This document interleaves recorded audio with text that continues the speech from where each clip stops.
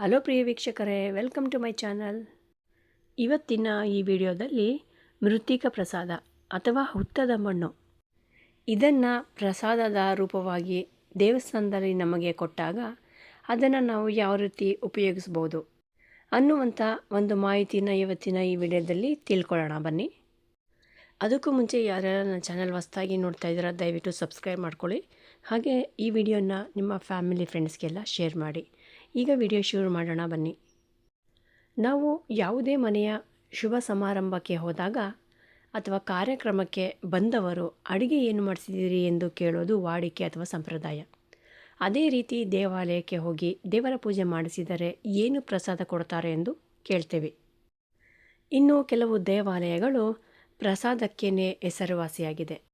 ತಿರುಪತಿಯಲ್ಲಿರುವ ಶ್ರೀನಿವಾಸ ದೇವಾಲಯದಲ್ಲಿ ಸಿಗುವ ಲಾಡು ಅಥವಾ ಸಕ್ಕರೆ ಪೊಂಗಲ್, ನಂತರ ಧನುರ್ಮಾಸದಲ್ಲಿ ನಡೆಯುವ ಬ್ರಾಹ್ಮಿ ಕಾಲದ ಪೂಜೆಯ ನಂತರ ಪ್ರಸಾದದ ರೂಪವಾಗಿ ಕೊಡುವ ಚಿತ್ರಾನ್ನ, ಮೊಸರನ್ನ, ಸಕ್ಕರೆ ಪೊಂಗಲ್ ಇದು ಎಂಥವರ ಬಾಯಲ್ಲೂ ನೀರು ತರಿಸುತ್ತೆ. ಕೆಲವು ದೇವರ ಪ್ರಸಾದಗಳನ್ನು ಏನು ಮಾಡಬೇಕೆಂದು ಕೇಳಿದ್ರೆ ಸರಿಯಾದ ಉತ್ತರ ಹೇಳೋರು ಯಾರೂ ಇರೋದಿಲ್ಲ. ಉದಾಹರಣೆಗೆ ನಾವು ಈಶ್ವರನ ದೇವಸ್ಥಾನಕ್ಕೆ ಹೋಗಿ ಪೂಜೆ ಮಾಡಿಸುತ್ತೀವಿ. ದೇವಾಲಯದವರು ಪ್ರಸಾದದ ರೂಪವಾಗಿ ಬಿಲ್ವಪತ್ರೆಯನ್ನು ಕೊಡುತ್ತಾರೆ. ಪ್ರಸಾದದ ರೂಪವಾದ ಬಿಲ್ವಪತ್ರೆಯನ್ನು ತಿನ್ನುವ ಹಾಗಿಲ್ಲ ಅಥವಾ ಬಿಸಾಕುವ ಹಾಗೂ ಇಲ್ಲ. ಹೀಗಿದ್ದಾಗ ಅದನ್ನು ಏನು ಮಾಡಬೇಕು? ಹಾಗೆ ನೀವೆಲ್ಲ ಶ್ರೀ ಗುರು ರಾಘವೇಂದ್ರ ಸ್ವಾಮಿಯ ಮಠಕ್ಕೆ ಹೋಗ್ತೀವಿ. ಶ್ರೀ ಗುರುಗಳ ಸೇವೆ ಮಾಡಿದ ನಂತರ ದೇವಾಲಯದಲ್ಲಿರುವ ಅರ್ಚಕರು ಮಂತ್ರಾಕ್ಷತೆಯನ್ನು ಪ್ರಸಾದದ ರೂಪವಾಗಿ ಕೊಡ್ತಾರೆ. ನೀವು ಮಂತ್ರಾಕ್ಷತೆಯನ್ನು ತಲೆ ಮೇಲೆ ಹಾಕ್ಕೊಳ್ತೀರಿ. ಇನ್ನೂ ಉಳಿದಿದ್ದು ಏನು ಮಾಡೋದು? ಚೆಲ್ಲುವ ಹಾಗೂ ಇಲ್ಲ ಅಥವಾ ಬಿಸಾಕುವ ಹಾಗೂ ಇಲ್ಲ. ಹೀಗಿದ್ದಾಗ ಅದನ್ನೆಲ್ಲ ಏನು ಮಾಡೋದು? ಆ ಪ್ರಸಾದದ ರೂಪವಾಗಿ ಕೊಟ್ಟಿರುವಂಥದ್ದನ್ನೆಲ್ಲ ಏನು ಮಾಡಬೇಕು ಅನ್ನುವಂಥ ಒಂದು ವಿಷಯವನ್ನು ನಾನು ಮುಂದಿನ ಸಂಚಿಕೆಯಲ್ಲಿ ಕೊಡ್ತಾ ಹೋಗ್ತೀನಿ. ಇನ್ನು ಯಾವ ಪ್ರಸಾದವನ್ನು ಯಾವ ರೀತಿ ಉಪಯೋಗಿಸಬೇಕು, ಯಾವ ರೀತಿ ಉಪಯೋಗಿಸಿದರೆ ಪ್ರಸಾದದ ಫಲ ನಮಗೆ ಸಿಗುತ್ತೆ, ಯಾವ ಪ್ರಸಾದದಿಂದ ಯಾವ ಕಾಯಿಲೆಗಳು ವಾಸಿಯಾಗುತ್ತೆ, ಇನ್ನು ಯಾವ ನೈವೇದ್ಯ ಮಾಡಿದರೆ ಯಾವ ದೋಷಗಳು ನಿವಾರಣೆ ಆಗುತ್ತೆ, ಯಾವ ನೈವೇದ್ಯದಿಂದ ಗ್ರಹ ದೋಷಗಳನ್ನು ನಿವಾರಣೆ ಮಾಡಿಕೊಳ್ಬೋದು, ಈ ವಿಷಯವನ್ನು ಮೊದಲು ತಿಳ್ಕೋಬೇಕು. ಈಗ ಮೃತ್ತಿಕವನ್ನು ಪ್ರಸಾದದ ರೂಪದಲ್ಲಿ ಕೊಟ್ಟಾಗ ಏನು ಮಾಡಬೇಕು, ಯಾವ ರೀತಿ ಉಪಯೋಗಿಸ್ಬೇಕು ಅನ್ನೋದನ್ನು ತಿಳ್ಕೊಳ್ಳೋಣ ಬನ್ನಿ. ಮೃತ್ತಿಕ ಪ್ರಸಾದ ಅಂದರೆ ದೇವಾಲಯದಲ್ಲಿ ಪ್ರಸಾದದ ರೂಪವಾಗಿ ಮಣ್ಣನ್ನು ಕೊಡ್ತಾರೆ. ಇದನ್ನು ಕೇಳಿ ತಮಗೆ ಆಶ್ಚರ್ಯವಾಗ್ಬೋದು. ಎಲ್ಲ ದೇವಾಲಯಗಳಲ್ಲಿ ಪ್ರಸಾದದ ರೂಪವಾಗಿ ಭಕ್ತಾದಿಗಳಿಗೆ ವಿಭೂತಿ, ಕುಂಕುಮ, ಚಂದ್ರ ಕೊಟ್ಟರೆ ಹಣೆಗೆ ಇಟ್ಕೊಳ್ಬೋದು. ಒಂದು ವೇಳೆ ಹಣ್ಣು ಅಥವಾ ತಿನ್ನುವ ಪದಾರ್ಥಗಳನ್ನು ಕೊಟ್ಟರೆ ತಿನ್ನಬಹುದು. ಆದರೆ ಪ್ರಸಾದದ ರೂಪವಾಗಿ ಬಂದ ಪ್ರಸಾದವನ್ನು ತಿನ್ನುವ ಹಾಗಿಲ್ಲ, ಬಿಸಾಕಲು ಮನಸ್ಸು ಬರೋದಿಲ್ಲ. ಇಂಥ ಸಮಯದಲ್ಲಿ ಏನು ಮಾಡೋದು?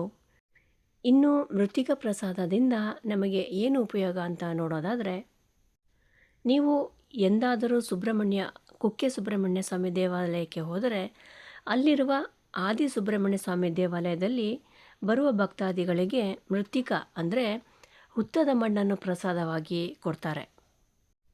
ಹಾಗೆ ಸುಬ್ರಹ್ಮಣ್ಯ ಸ್ವಾಮಿಯ ದೇವಸ್ಥಾನದಲ್ಲಿ ಕೂಡ ನಿಮಗೆ ಹುತ್ತದ ಮಣ್ಣಿನ ಪ್ರಸಾದವನ್ನು ಕೊಡ್ತಾರೆ.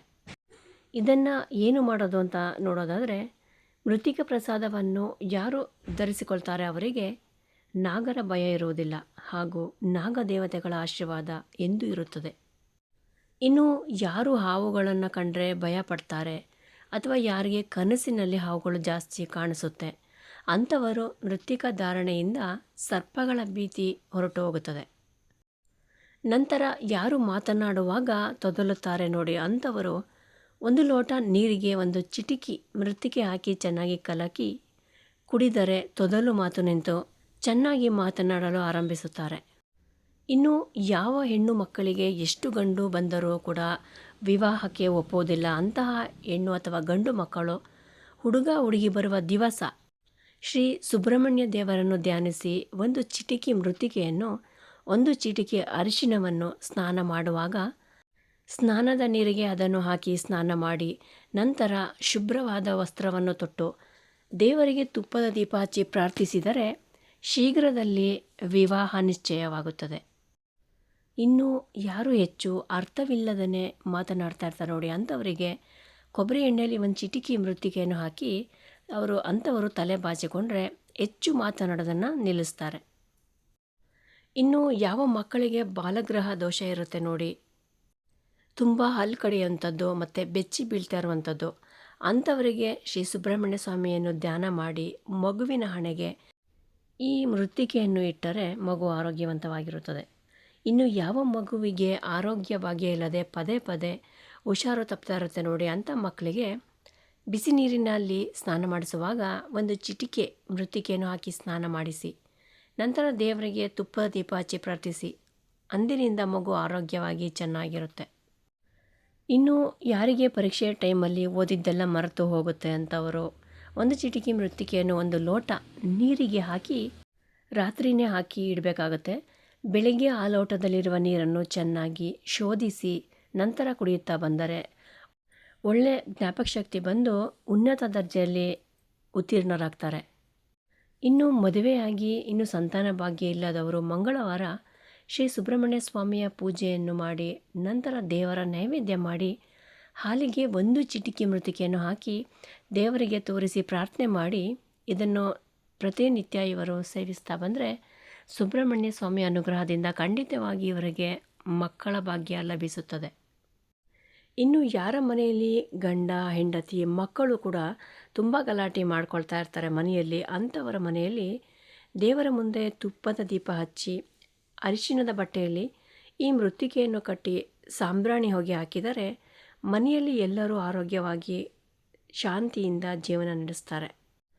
ಇನ್ನು ಯಾರ ಮನೆಯಲ್ಲಿ ತುಳಸಿ ಗಿಡ ಹಾಗೂ ವೀಳ್ಯದೆಲೆ ಗಿಡಗಳು ಎಷ್ಟು ಹಾಕಿದರೂ ಗಿಡಗಳು ಒಣಗ್ತಾನೆ ಹೋಗ್ತಾ ಇರತ್ತೆ, ಅಂಥವರು ಪಾಟಲ್ಲಿ ಒಂದೊಂದು ಚಿಟಿಕೆ ಮೃತ್ತಿಕೆಯನ್ನು ಹಾಕಿ ಇದರಿಂದ ಗಿಡಗಳು ತುಂಬ ಚೆನ್ನಾಗಿ ಸೊಂಪಾಗಿ ಬೆಳೆಯುತ್ತೆ.